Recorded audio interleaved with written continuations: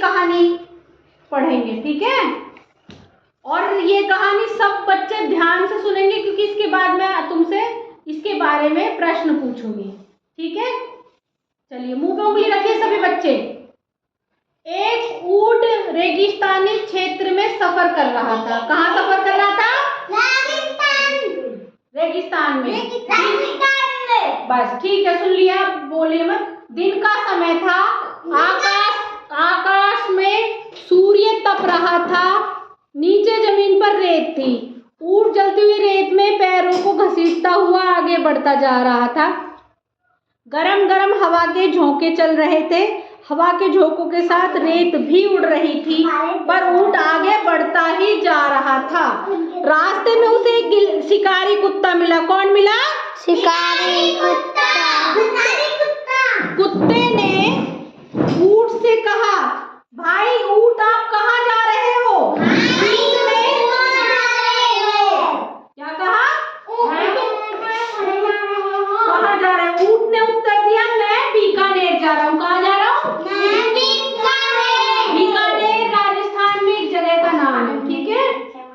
शिकारी कुत्ता बोला, नहीं, शिकारी कुत्ता ऊंट के साथ हो गया, वो भी चल दिया।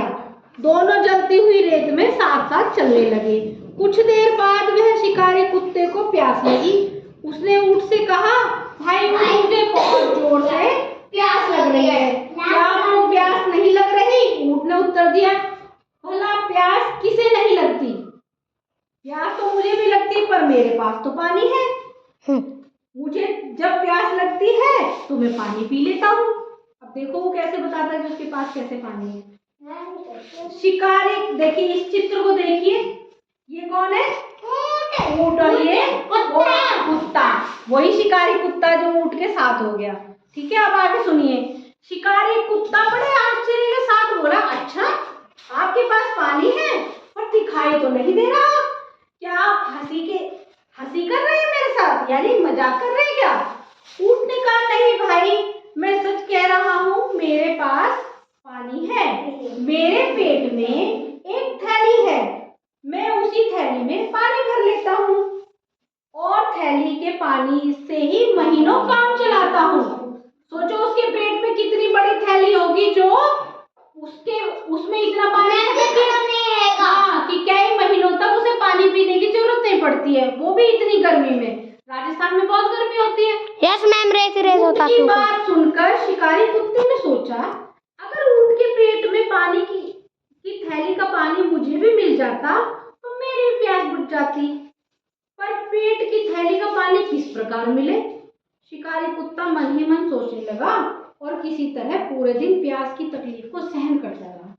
जब रात हुई तो ऊंट और कुत्ता दोनों पास पास सोने लगे। ऊंट तो सो गया और कुत्ते को प्यास के कारण नींद नहीं आई। देखो तुम्हें भी जब प्यास लगती है तो तब तो बिना पानी पिए नहीं सो पाते ना। हमें तो रात को लगती है प्यास। हाँ, तो लेकिन बिना पिए पानी सो जाते हो क्या? नहीं सो पाते ना। अब देखिए कुत्ते ने क्या किया। उसने ऊंट के पेट की थैली से पानी पीने का निश्चय कर लिया, ठीक है। कुत्ता शिकारी था, अतः उसे खून और गोश्त बहुत अच्छा लगता था। उसने सोचा, ऊंट के पेट को फाड़कर थैली के पानी से प्यास तो बुझाऊंगा ही, उसका गोश्त भी आराम से खाऊंगा, यानी उसका मांस भी खाऊंगा। कुत्ता धीरे से उठा और ऊंट के ऊपर चढ़कर उसके पेट में अपने दांत गड़ाने लगा।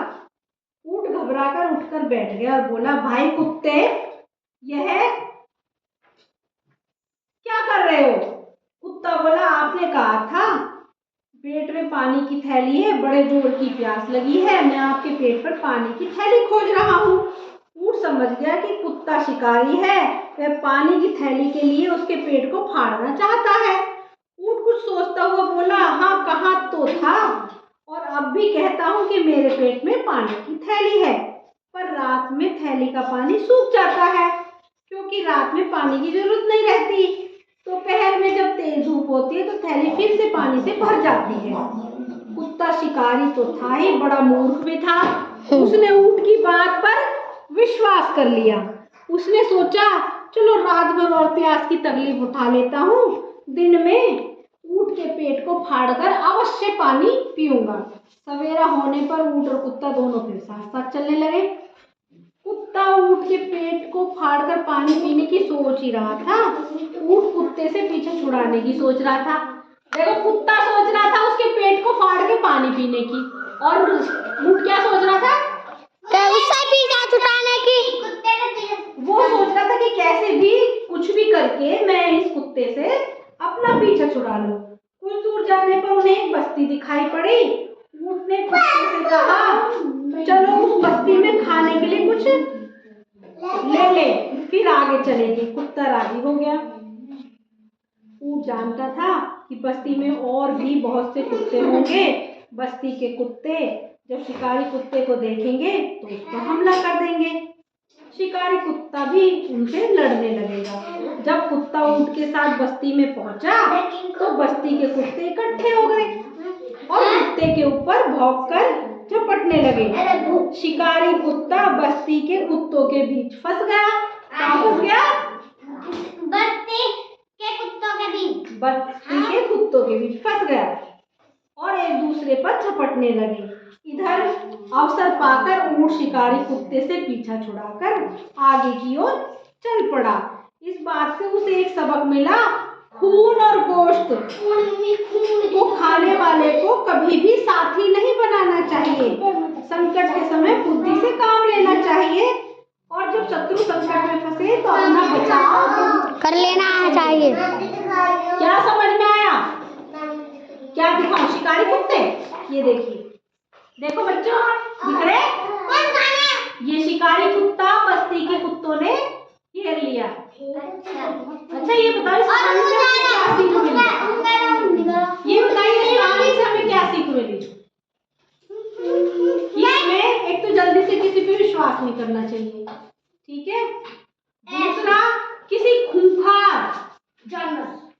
खूंखार आदमी से हमें दोस्ती नहीं करनी चाहिए, क्योंकि बुरे टाइम पे वो सबसे पहले भाग के जाएगा तुम्हें छोड़कर, ठीक है? और ऐसे लोगों से हमेशा बच के रहना चाहिए। अब कुत्ता क्या था? खूंखार था, शिकारी था। वो क्या करता? अगर उसे भूख प्यास भी लगेगी तो वो अपने फायदे के लिए उस ऊंट को मारने के लिए तैयार था, है ना?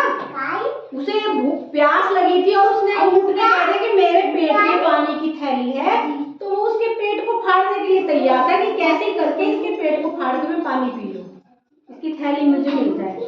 और थैली के साथ साथ फिर उसे फाड़ के इसके मांस को भी खाऊंगा, इसके खून को भी पीऊंगा, तो और साथ में पानी भी पीऊंगा।